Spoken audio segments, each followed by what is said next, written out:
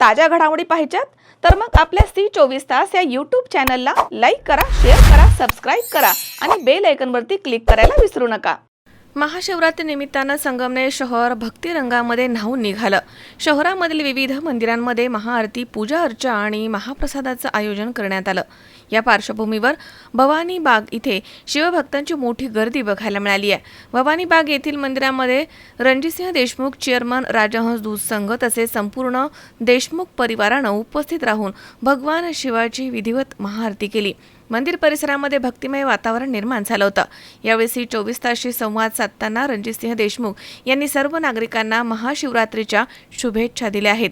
भवानी बागेमधील मंदिराचा इतिहास सांगताना त्यांनी या परिसरात असलेल्या पुरातन भुयारी मार्गाबाबत माहिती देत मंदिराचे सांस्कृतिक आणि ऐतिहासिक महत्त्व अधोरेखित केलं. तसेच विजयसिंह भाऊसाहेब देशमुख यांनी नागरिकांना आवाहन करत उद्या 16 फेब्रुवारी रोजी आयोजित महाभंडाऱ्यासाठी मोठ्या संख्येनं उपस्थित राहण्याचं आवाहन केलंय. भाविकांनी या धार्मिक सोहळ्याचा लाभ घ्यावा असं त्यांनी नमूद केलं. महाशिवरात्री निमित्तानं अनेक ठिकाणी खिचडी, केळी तसेच विविध प्रकारच्या महाप्रसादाचं वाटप करण्यात आलंय.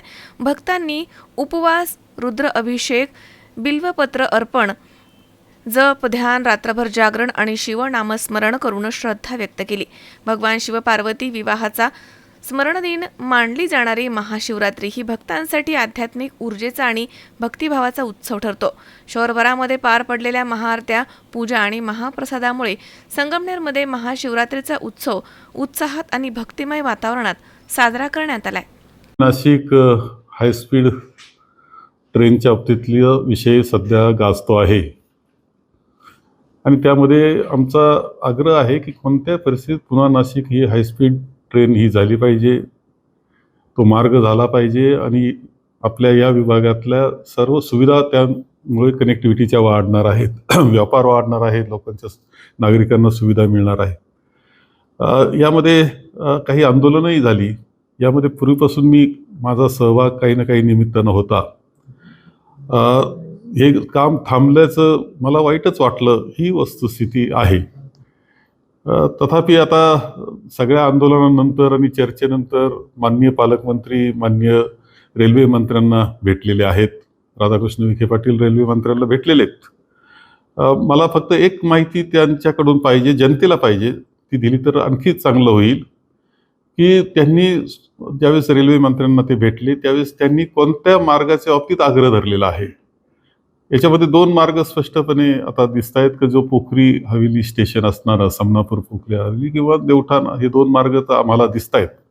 यांनी कोणत्या मार्गाचा आग्रह यामध्ये धरलेला आहे आणि या मार्गामध्ये हे मार्ग कसे जातात या बाबतीतली थोडी माहिती द्यावी, त्या माध्यमातून जनतेला विश्वासात घ्यावं ही अपेक्षा आमची आहे. तर म्हणताय की आपला विरोध आहे, त्या मार्गाने नाही पाहिजे असं तुमचं म्हणणं आहे? नाही, अकोला तालुक्यातील आमच्या बांधवांचा गैरसमज माझ्याबाबत झाला असं मी वाचलेलं आहे. परंतु त्यांनी सुद्धा देवठाणचा जो मार्ग आहे तो समजून घ्यावा. मी वेगळं काही बोललेलो नाही, नाराज व्हावं असंही काही बोललेलो नाही. त्यांनी नाराजी व्यक्त केली पण नाराज व्हावे असं मी काही बोललेलो नाही. परंतु मी काय नेमकं बोललेलो आहे, जे त्यांना काटछाट करून दाखवण्यात आलं आणि गैरसमज पसरवण्यात आलं, त्याऐवजी मी नेमकं सर्व माझं ते भाषण त्यांनी पाहावं की काय बोललो होतो. तेव्हा सरळ अकोल्यातून जर जात असेल तर माझी काही हरकत नाही. परंतु ज्या पद्धतीनं तिची आखणी आता आहे आणि अनेक गावं बागायत क्षेत्रातले त्यामध्ये क्षेत्र जातं आहे, ते जाणं परवडणारं नाही एवढंच मी सांगितलेलं आहे. अकोल्यातून सरळ ती ट्रेन जात असेल तर आम्हाला तर आनंद आहे, आम्हाला काहीच दुःख त्याचं होणार नाही, आनंदानं आम्ही ते स्वीकारू. परंतु बागायत क्षेत्र जे आहे संगमेर तालुक्यातलं ते पूर्णपणे क्रॉस करीत जात असेल तर आम्हाला अडचण वाटते. हे अत्यंत स्पष्ट आहे हे मत, त्याबद्दल काय वेगळं म्हणण्याचं काही कारण नाही. त्यांनी समजून घेतलं तर ते सुद्धा माझ्या मताशी सहमत होतील. हे सोयीस्कर होईल का? येऊ शकतो. नाही, खरं आहे की त्याकरता काही गोष्टी आणखी चांगल्या कराव्या लागतील. परंतु एकतर संगमेर अकोला म्हणजे त्या स्टेशनपर्यंतचे रस्ते आपल्याला आणखी चांगले करावे लागतील, रुंद करावे लागतील, चौपदरी करावं लागतील. ती सुविधा फास्ट आपण केली, गतिमान करून दिली तर काहीच अडचण होणार नाही असं माझं मत आहे. आणि एवढंच नाही, अकोल्याकडे जरी असली रेल्वे तरी माझी हरकत नाही, पण ती तशा पद्धतीने गेली पाहिजे अशी अपेक्षा आहे. आपण जेव्हा मंत्री होता सर, तेव्हा आपण ह्याची आखणी केली होती आणि काही लोकांना पेमेंटही जागेचे दिलेलं आहे गव्हर्नमेंटने. हा खरं आहे की असं आहे की मी त्यामध्ये होतो, कारण माझ्याकडे महसूल विभाग होता, त्यामुळं भूसंपादन हा विषयच माझ्याकडे होता. त्यामुळे वारंवार ते माझ्या संपर्कामध्ये होते, कारण एवढं मोठं भूसंपादन त्यांना करायचं होतं. त्यासाठी आम्ही आमचा ठराव सुद्धा, राज्य शासनाचा जो वाटा द्यायचा आहे त्याचा ठराव सुद्धा केला होता. या व्यतिरिक्त केंद्र सरकारने त्यांचा ठराव हे केलं होतं की त्यांचा वाटा द्यायचा. कर्जाच्या बाबतीतली सुद्धा पूर्तता झाली होती. त्यामुळंच 350 कोटी 352 कोटी रुपये हे शेतकऱ्यांना ज्यांच्या जमिनी जातात त्यांना वाटण्यात आलेले आहेत. त्यावेळेस जीएमआरटी का दिसलं नाही? खरं त्यावेळेस सुद्धा जीएमआरटी चर्चा झाली होती का असं कोणतीच अडचण नाही, म्हणून तर 352 कोटी वाटलेत ना. त्यामुळं खरं म्हणजे ही शंका काढणं आता काढणं हे योग्य होणार नाही.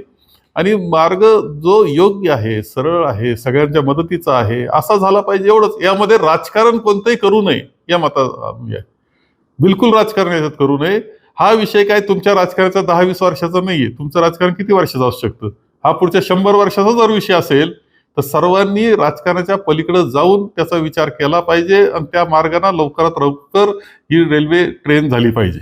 आपलं काय म्हणणं आहे, कोणत्या मार्गी जायला पाहिजे? नाही, माझं मत स्पष्टपणे आहे की पोखरी हवेलीवरून जो मार्ग घेतलेला आहे तो सरळ व्यवस्थित असा आहे, आखणी व्यवस्थित झालेली, पैशाचं वाटप सुद्धा केलेलं आहे. याच्या व्यतिरिक्त सोनेवाडीला मोठं यार्ड जे आहे चढ उतार माल चढ उतार करण्याचं, ते सुद्धा आपण करण्याचा निर्णय जर तसा निर्णय झालेला आहे.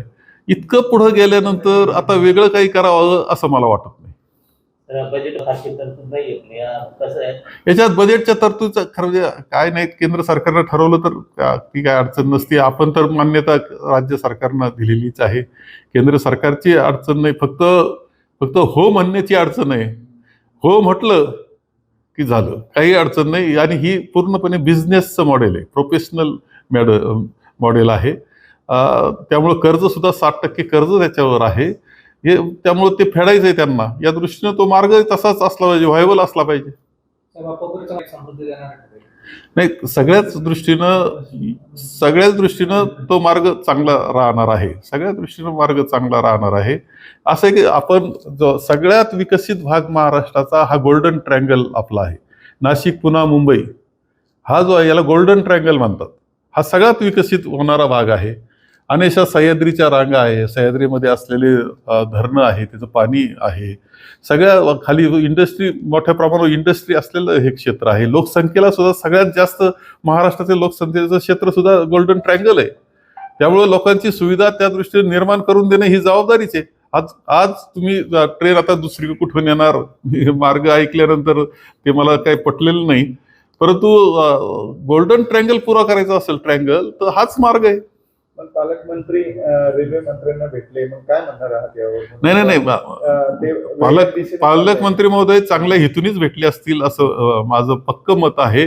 फक्त त्यांनी कोणत्या मार्गाची सूचना केली, कारण ते देवठाणला म्हटले की देवठाण मार्ग करू आपण असं जर म्हटले आहे तर आता, आणि हा मार्ग जर आम्हाला योग्य वाटतो तर त्यांनी यावेळेस कोणत्या मार्गाचा निश्चितपणे आग्रह धरलेला आहे एवढंच समजावं आम्हाला, बाकी काही नाही. लोणी करता जरी सोयीचं असलं तरी त्यांनी देवठाणचा आग्रह धरलेला आहे. त्यांना फार अंतराचा काही फार फरक पडणार नाही, गाड्या चांगल्या आहेत. शावीर शेख, C24 तास, संगमनेर.